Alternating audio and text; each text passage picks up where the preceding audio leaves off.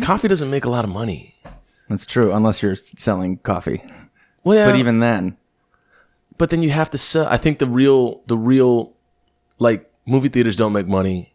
They make money off the popcorn. Yeah. You know what I'm saying? Like, I'm thinking, like, exactly. You wouldn't make money off coffee unless it was, what do you have to sell to make, like, the espresso? Or espresso. You have to sell, like, the the mocha? smallest amount. Yeah. Yeah.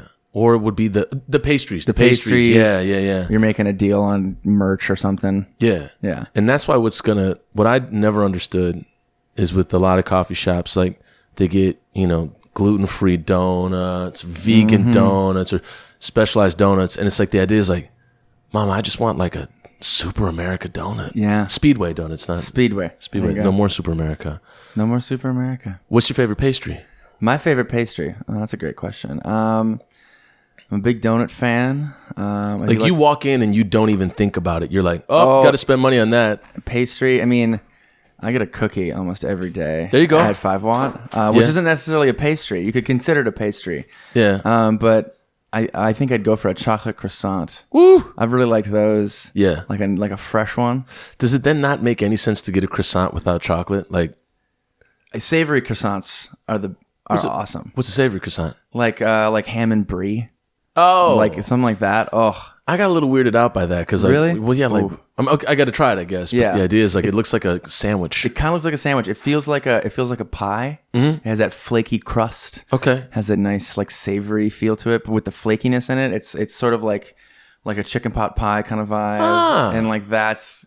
If you can get them hot, it's like awesome. Like a breakfast pot pie. Yeah, exactly. Okay. Yeah. Interesting. Yeah, I think the chocolate croissant is a go-to, and then I somewhat feel guilty afterwards because it's just so much damn like bread and it's it's a lot. Yeah, it's a lot. So, well, for people that are just meeting you, what is your name and what do you do? My name is Taylor James Donskey, and I'm a band leader. I'm a songwriter. Okay. And general musician of all types. Okay. Where's Donskey come from? Donskey is my family is like Italian, Polish, Czech, German, kind of that mishmash of European genetic code. Yeah. And let me take that again. No, it's okay. Yeah. My heartburn. It's all right. Yeah. Well, just you have one of those croissants, and all of a sudden everything's stuck in the back of your throat. No, but my parents, my family, they're kind of a mishmash of that European DNA set. And but Donskey itself is a name that is refers to a saint, a Russian saint of the Russian Orthodox Church, Saint Donskey, who is from the Don River Valley, which is kind of in just like southern Russia. And there is a city called Donskey. There is a cat, a breed of cat. They're a hairless breed. The Donskey. I've always wanted one, but they're very purebred, and I always believe in adopting. And it's just a unique name from that area, and somehow I ended up with it. I'm not quite sure how that all happened. No Russian in the family? Nothing strong. Okay. There's nothing ever. It's mostly like Sicilian and German. Oh dear God. Yeah, so those are the two big ones. But Donskey, just a careful misspelling of Donskey. I would think like a combination of like German and Sicilian are like two cultures that you would never want to cross, like in a bar. Like you'd never want to have like a quarrel with them. Yeah, probably not. I don't know. I feel like I'm pretty chill. I'm not really a confrontational person. But if you'd met me like 10 years ago, I would have lost my. I would have. Some horrible things may have occurred. The dragon. You let the dragon out the cage? Oh yeah. I used to be quite a violent individual. Really? Oh yeah. So you would basically was it like a temper thing or was it just a temper thing? Yeah. Yeah. Would it be, because I know this with hanging out with a lot of people from my past high school and then also working with kids in with behavioral and behavioral management. The idea is that sometimes you either look for it or you feel it is always pressing on you. The fight's being brought to you. Yeah. Or you're just in an environment where it's like kill or be killed, and you're it's like, well, I gotta show you that you can't walk on me like that. Yeah. What was it like for you, and what was like the source of that? I think I was a kid, it was like I was always very anxious. Yeah. I had a lot of anxieties that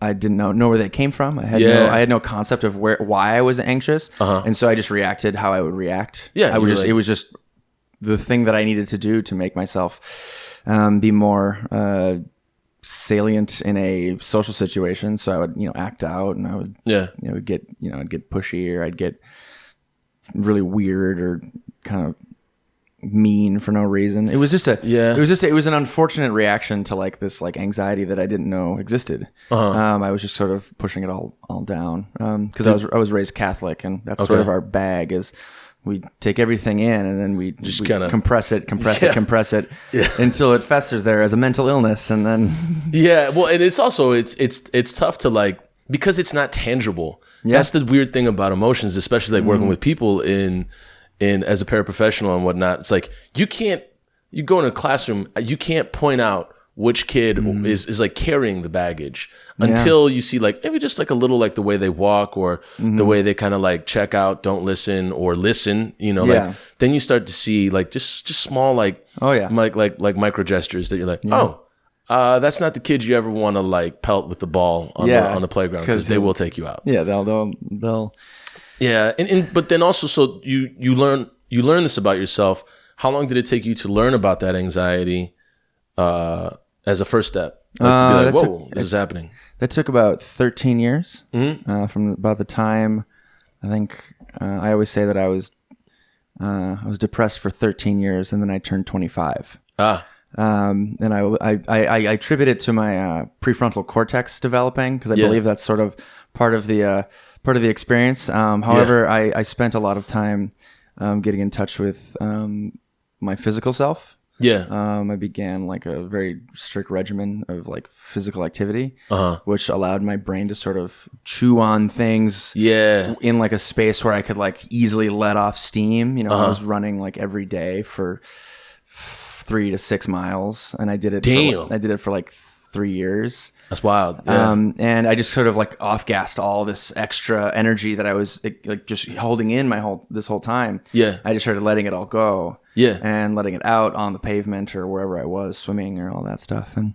found myself sort of like at the end of the day, like actually being like calm and like finding like this being like, oh, I'm completely fine. And I can have this wonderful time to just exist without any sort of pretense or any sort of like need to, I don't know, act out or do anything. I can just be chill. And it's I think there's some like motivational speakers that talk about like dealing with your body first. Like you can, if you engage with your body, it can immediately affect your emotional state. Exactly. And so, I mean, swimming is another thing that is a beast of a movement. Like you're in your head staring at a line at the bottom of the pool and just moving, and you can't hear a damn thing. Or it's half this, half that. It gets intense. Like swimming can like I did swimming in high school, and I had a panic attack my junior year, like in the pool, and it was like it was one of the worst experiences of my life. Not fun. Well, because the pressure from swimming I think for me is like relative to gymnastics, because it's this very like dominant culture, almost like disciplined. Like you have to be there on time, you have to practice for X amount, and the form has to be perfect. And if that form is not good, if that form is off, we're doing another set.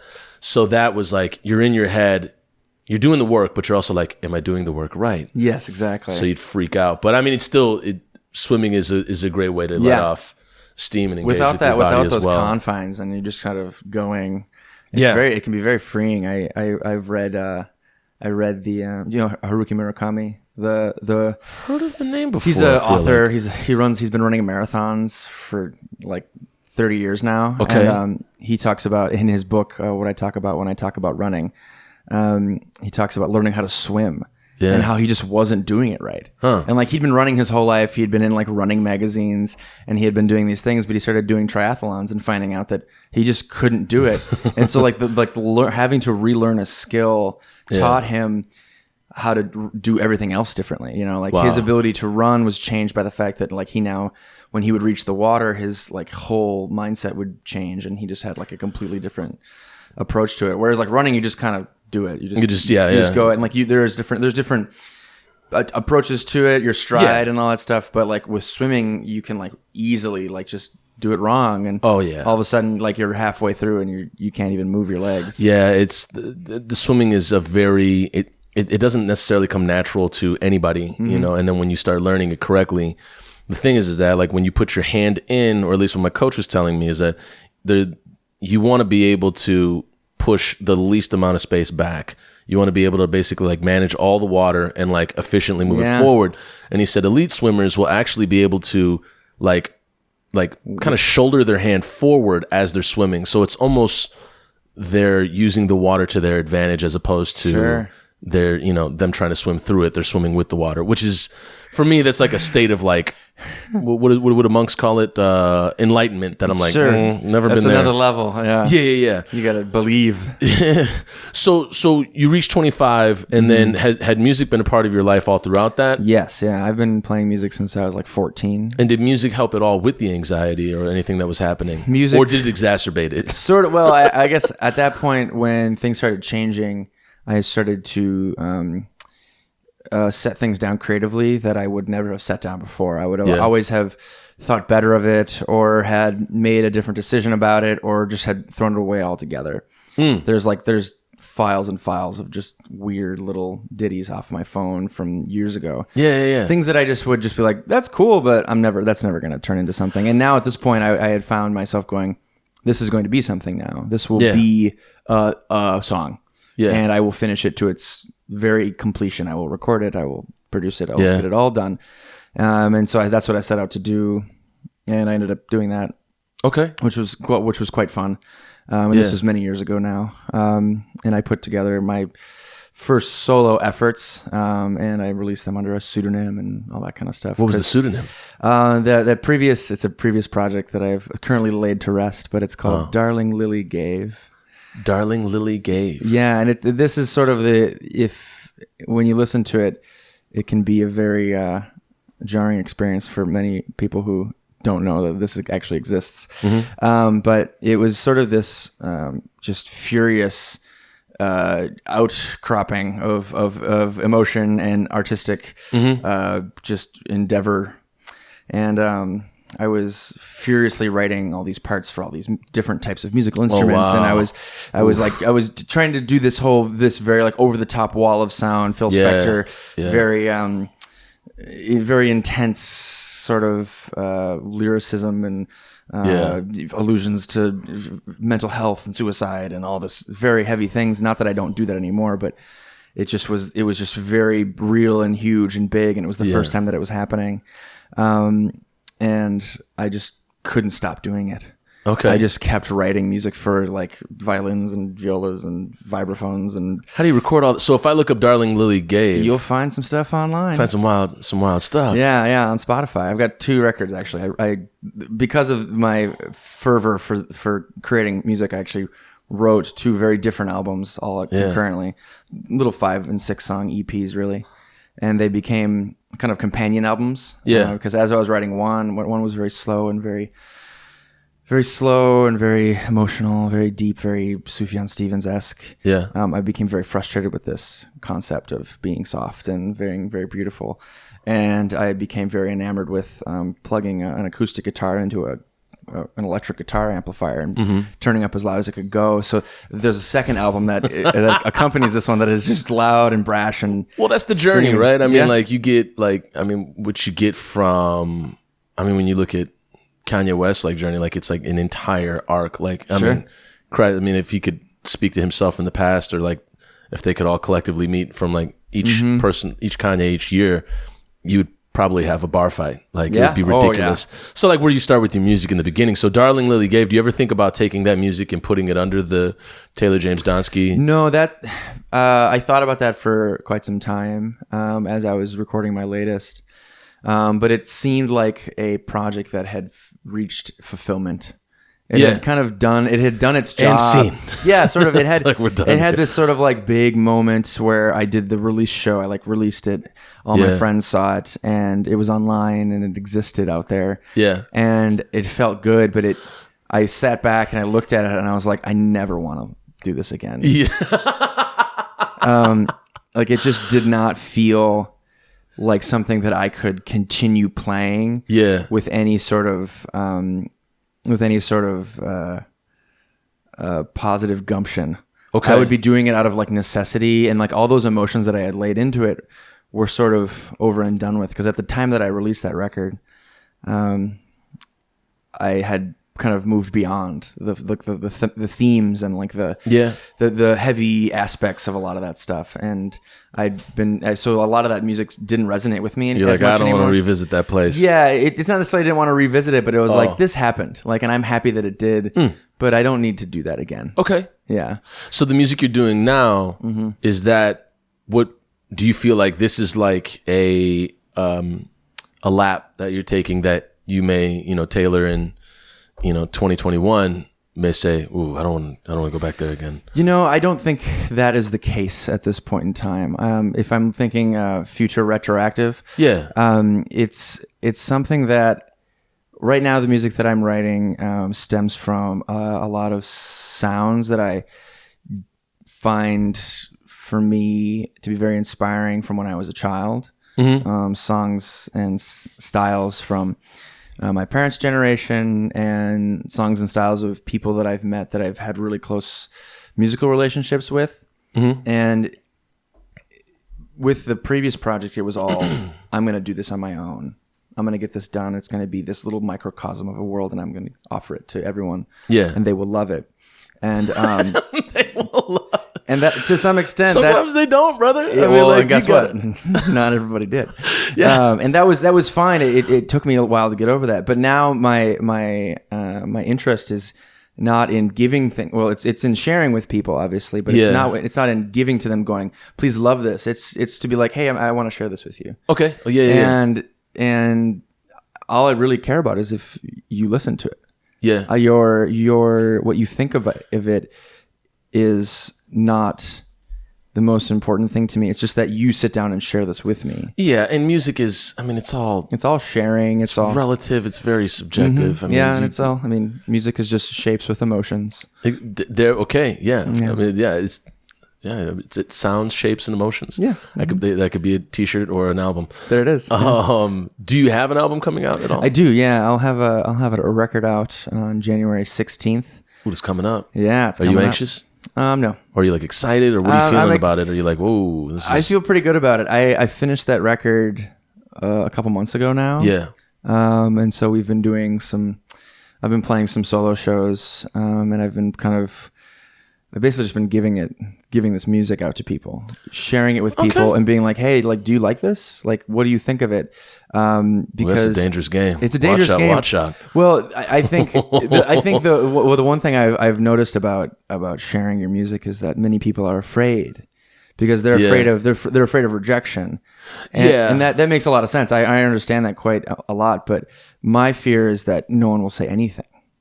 That people will be indifferent or apathetic. Indifferent or apathetic. That's actually the worst option, because if they say I hate it, at least there's an emotion behind it. But then you have to ask yourself, if you're putting out music for a reaction, what does that mean to you versus you're doing something for your own catharsis and then kind of trusting in the universe or God or whatever, higher power you believe in, if at all, that, it's going to hit somebody, at some point, and they may not even need to say anything for them to let you know that they're feeling what you're doing. So do you ever think that route could be significant as opposed to, hey, what do you guys think?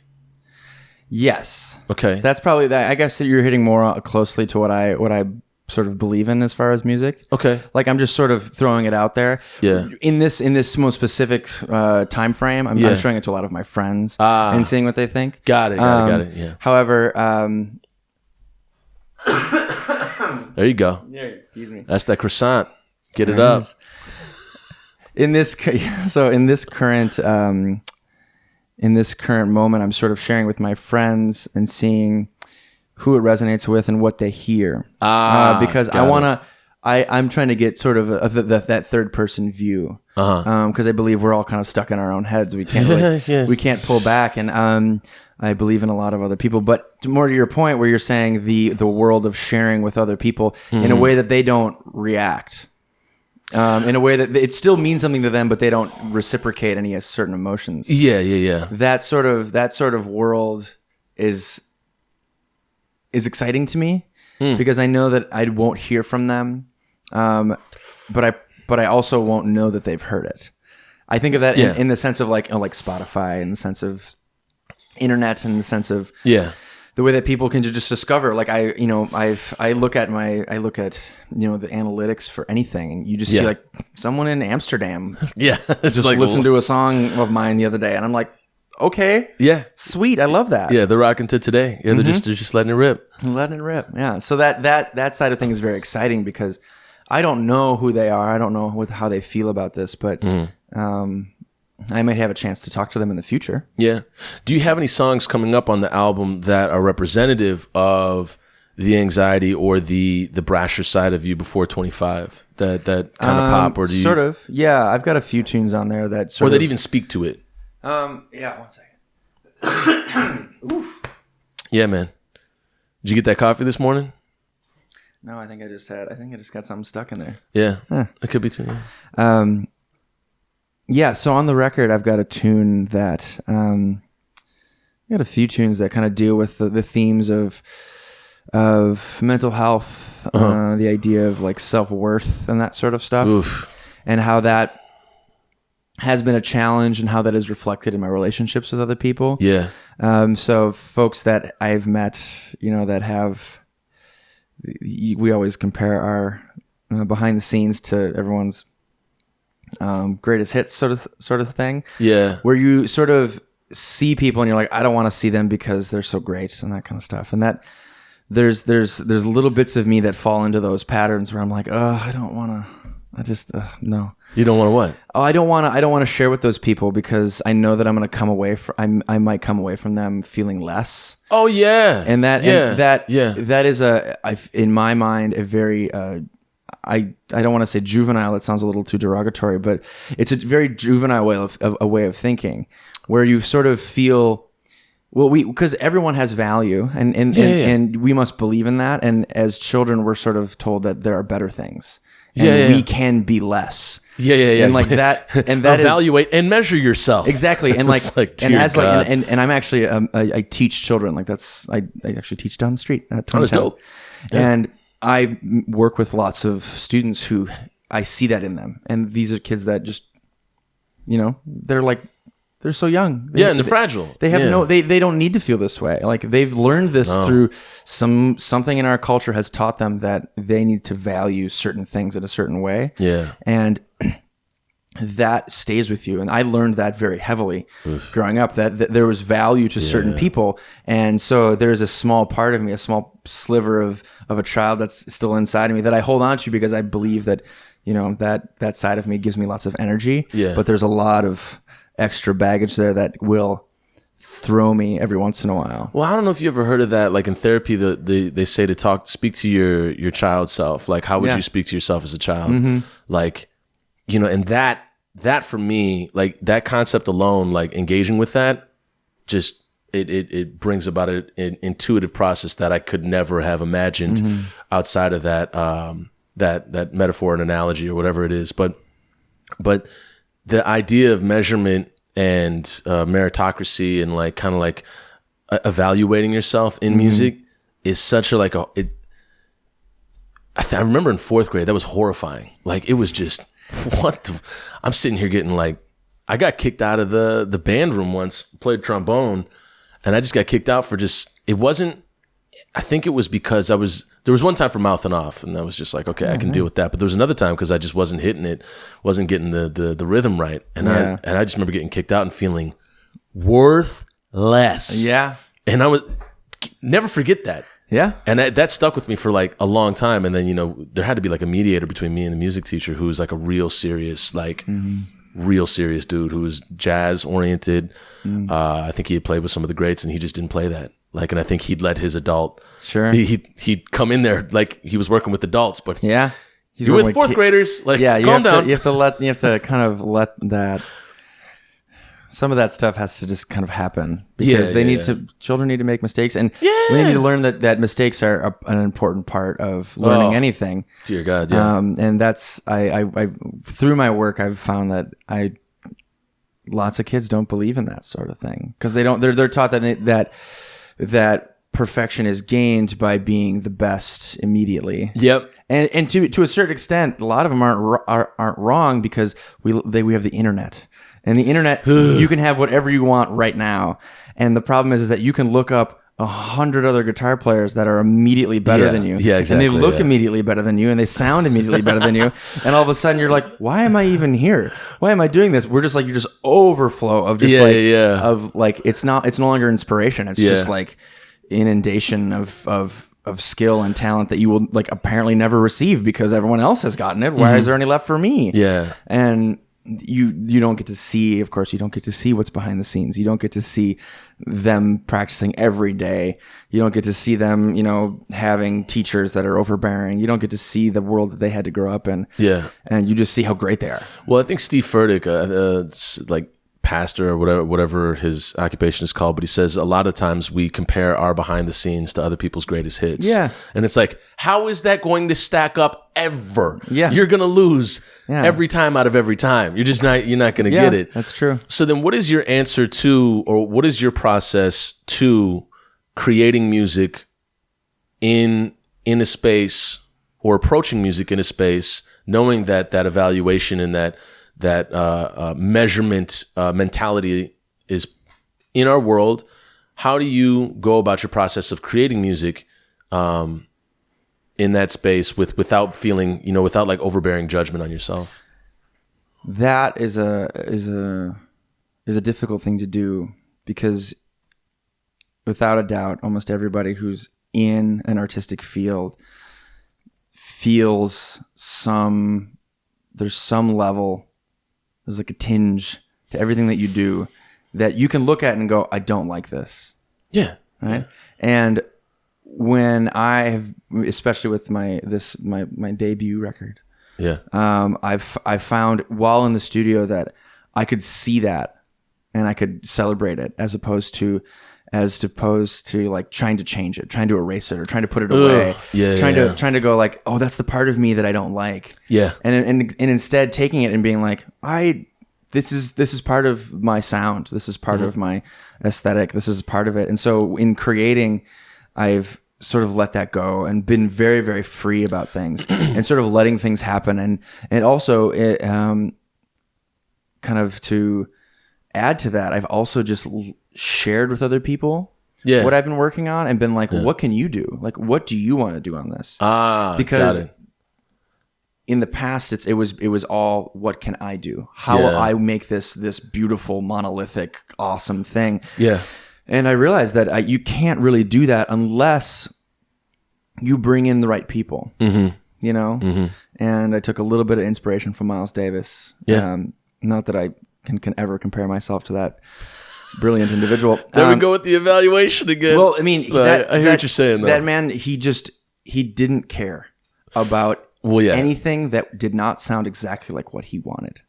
Yeah, no, he had a laser focus, but he also, I mean, socially he was severely compromised. Like he gave negative Fs about anybody's emotions in the field, in the venue. But that, there it goes again.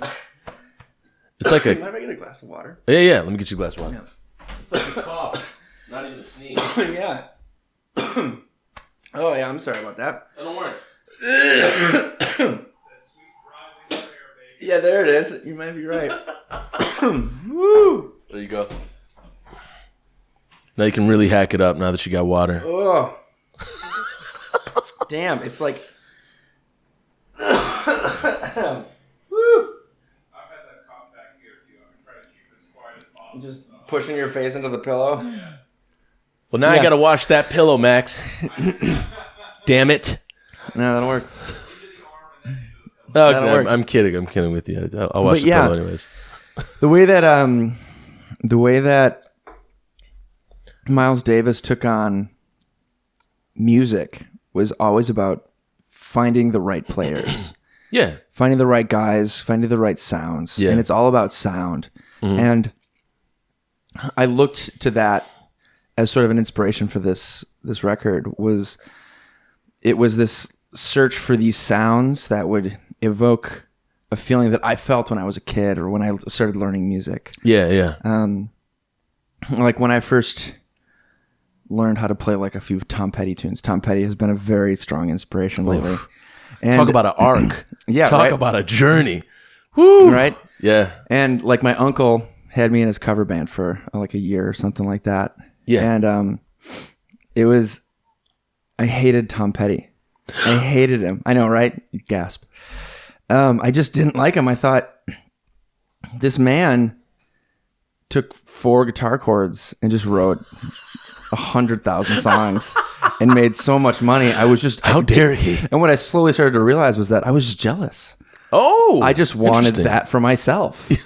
and the sounds that he got, the people that he worked with, the Heartbreakers, like that whole crew created a sound that in my mind is so unique to America and unique to like American music. Yeah. And that has always been a big inspiration. So going into the studio, I was holding a lot of those very similar concepts in mind. How do I find a music that goes beyond who I am, what like my voice, that sort of thing, but also evoke something very familiar with myself, like looking for that, but also we'll kind of go out and share with other people as well, Yeah. I guess I shouldn't say share, but rather music that goes out and touches other people in a way that they go, I remember this, or I feel nostalgic about this sound. Yeah. There's like a bit of nostalgia. I actually hate nostalgia personally. Okay. But I understand its power and like how it can really like draw people in, and it will give people calm, and it'll just like let them go, yeah. When you hear a sound, you just go, yeah. And like for some reason you stop listening almost. Yeah. Well, and you just let it happen to you. You're present. Yeah, your presence in it, and you're just sort of, you're not analyzing it. Like that's not what I'm not looking for music that, I'm not trying to write music that is begging to be analyzed. Yeah. I'm trying to write music that when you hear it, you go, yes.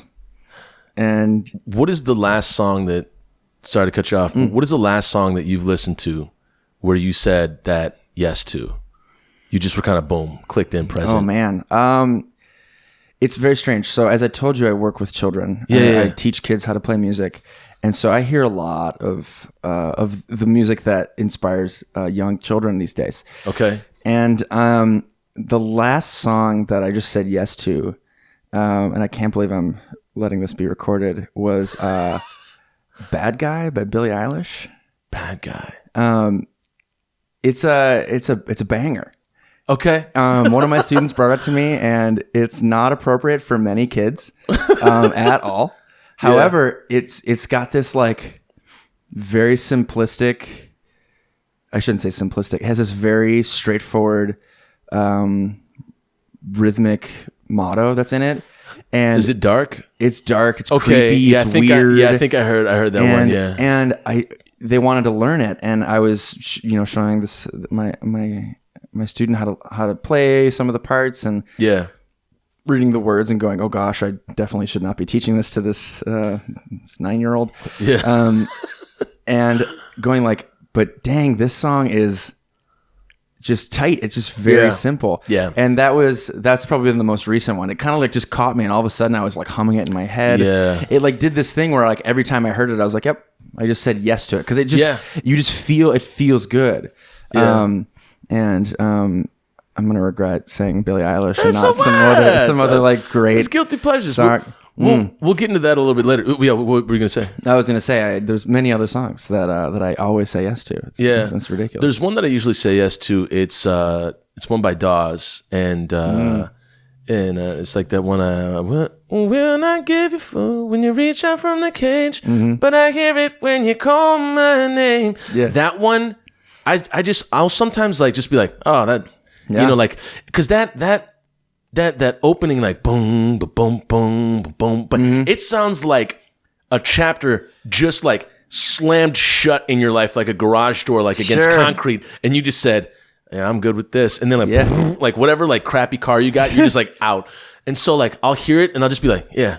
And then like all of a sudden I'm tearing up in my car driving down Central Avenue in Northeast, and I'm like, oh God, why am I crying? Yeah. Oh, Dawes, you did it again. But it's I'm not even like cognizant of it. I'm not listening. Yeah. I'm just like there with the song. Yeah, you feel it right away. Oh dear Lord. You know, there's a someone very closely related to Dawes, a man named Blake Mills. Blake Mills. He actually went to high school with Dawes, with Okay. the folks in Dawes, and he's like grade A music producer. Okay. One of the best right now. Wow. There's a few YouTube videos out there that say he's the greatest guitar player ever to live.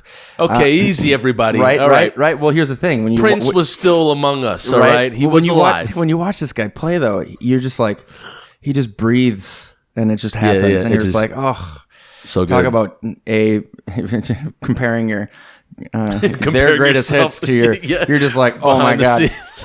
scenes. But that guy, Blake Mills, he has so many insane producer credits. He did the Alabama Shakes record, Sound and Color. Dear Lord. He did Semper Femina by Laura Marling. He did the Phoebe Bridgers, Emotional Motion Sickness. I'm gonna have to find some of He's these done other- stuff with Kid Rock, Sheryl Crow. He does stuff with. Wow. He's just everywhere, and he's a brilliant producer. But his music that he writes for himself is just this beautiful, like acoustic, this beautiful acoustic music that just sort of has no beginning and end. Like it has these moments in it. It's like almost orchestral in a way. It has these.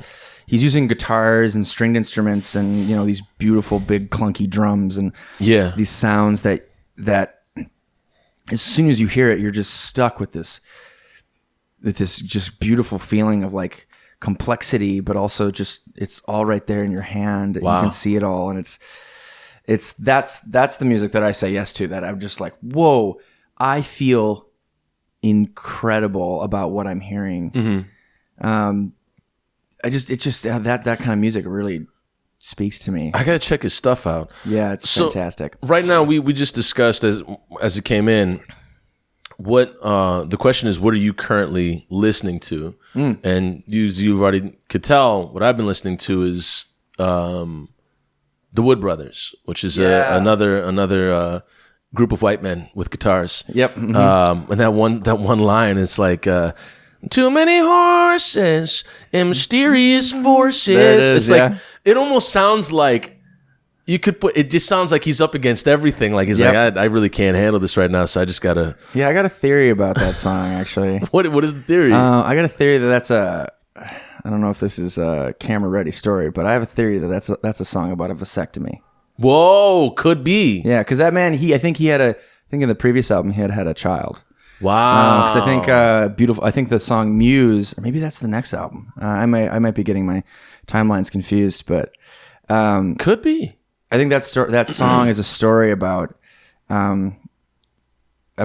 losing part of your manhood, I guess, Part of your body. and also kind of becoming old and like breaking down. Yeah. Right? But you still have you have your family, you have this, you have all this stuff. Yeah. Even though you have lost so much, like you're still like, you got to remember, You're still a lucky guy. you're still got a lot going for you. What is that? There's the line. He's like, still the luckiest man you're up against. Too many horses and mysterious forces.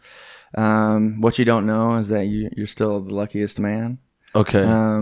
But he's always like talking about the devil. He's Okay. talking Yeah. about, It is one of those songs that really it's like a road trip song. Yeah. Like, and you feel it's got like a glint of hope to it, but it's also talking about some real like deep loss and wounds, and it's like, yeah, it's a lot. That band is fantastic because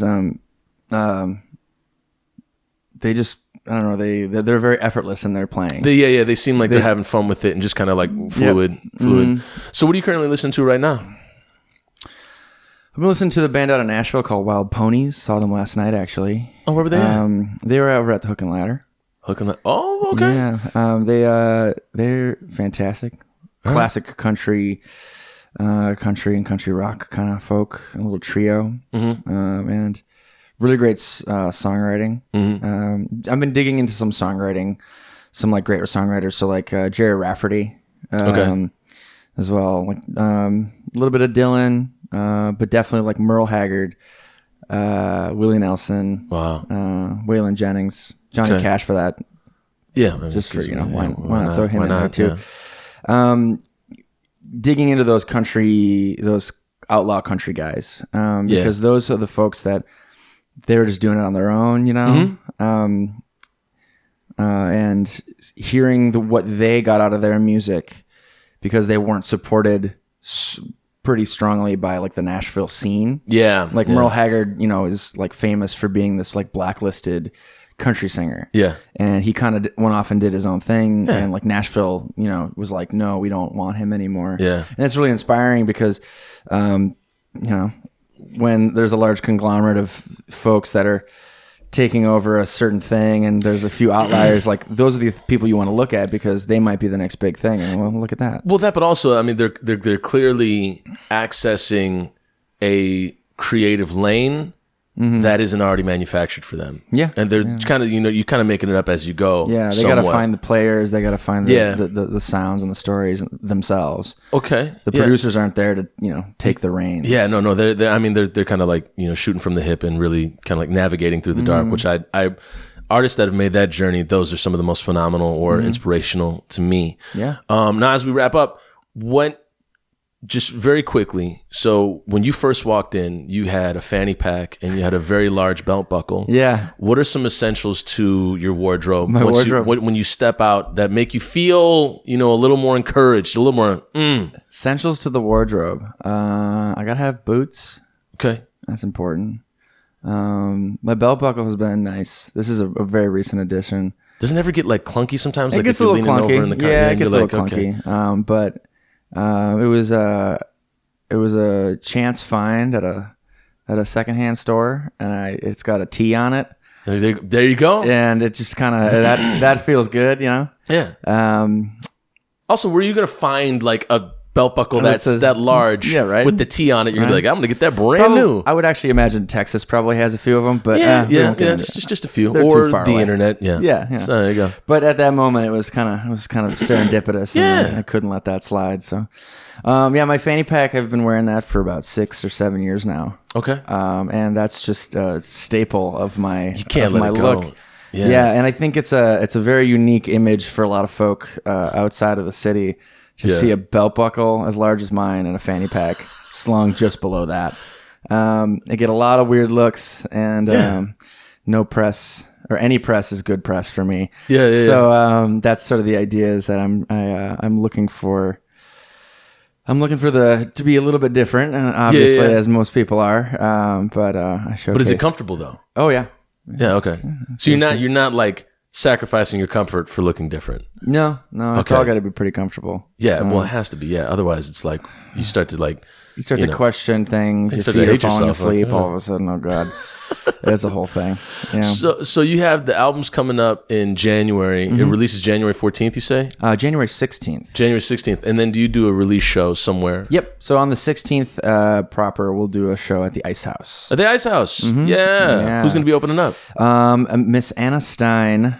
Hey, yeah. She's fantastic. She'll also, she'll the- also be singing on my set as well. She'll be playing some guitar too. Yeah, I watched her performance on the Pony Rug at that one place. My Lord, man. Yeah, she is an absolute talent, fantastic person. Kind of reminds me of Jenny Lewis. Like the second, the second they start singing, it's like. Like you just start like you get emotionally like, oh god, I'm gonna have a moment here. Just let me step outside and But so that's gonna be dope. So 16th Ice House, Anna Stein's opening up. Then you're playing, and my question is, so what would Taylor? Let's say we had like a space-time continuum machine, and Taylor like through a portal could come through here from 2020 January 17th. What do you think he would say to you right now, a day after the show? Hey, let's make this quick. I'm going up to Duluth in an hour. I'm driving up to Duluth the second day. Oh, there you go. I think he'd be like, I think that person, January 17th, 2020, me would go, hey, go up to Duluth and then come back and then keep doing it. Keep doing it. Yeah. Whatever it is that's happening right now, just keep doing it. Don't stop. Yeah. Because that's the message that I've been giving to countless people. Okay. It's just, it doesn't matter if it's good or bad right now, as long as you're doing it, because you don't learn how to make it better if you don't do the thing. Yeah. So my right now, I want to learn how to do what I've always seen other people do, and I've taken steps to do that myself. Yeah. However, I've not put myself in a position where I've been doing it for a long period of time.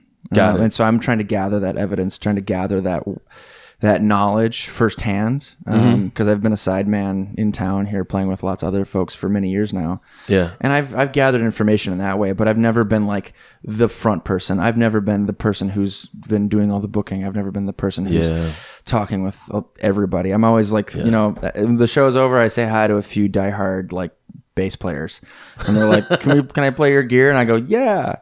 And that's fantastic. I love that. There's joy to connecting with those folks, but this is a much different approach. Yeah. You're in the same spaces, but you're a different player in the same game. Yeah. It is a different it's a different lane and a different light to be in once you're the person in front, and it's your name. Yep, it's my name. So yeah, well, best of luck on January 16th and Duluth and January 17th. Yep. And look forward to what you put out from here on, because I know I heard today on Spotify, and the production was like immense, and I was like, holy crap, like it's real big. It reminded me of like, do you realize? Oh, you got some of that. I mean, there's like bells and like there's a whole bunch of stuff going on, but I look forward to hearing the entire album. I think there's 8 guitars on that song.